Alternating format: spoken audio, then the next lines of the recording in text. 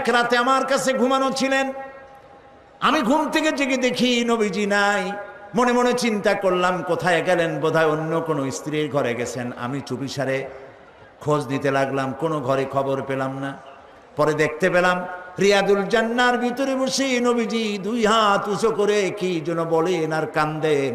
আমি পিছনে গিয়ে হাত তুললাম, শুনতে পেলাম নবীজি মুনাজাত করতে করতে এক পর্যায়ে গিয়ে বলছেন, রব্বুল আলামিন কিয়ামতের ময়দানে যেদিন বাপ তার সন্তান হারায় ফেলবে, মা তার সন্তান হারিয়ে ফেলবে, সন্তান মায়ের চিনবে না, ওই দিন ওই কঠিন হাসরের ময়দানে আমি যেন আমার খাদিজারে হারায় না যাই।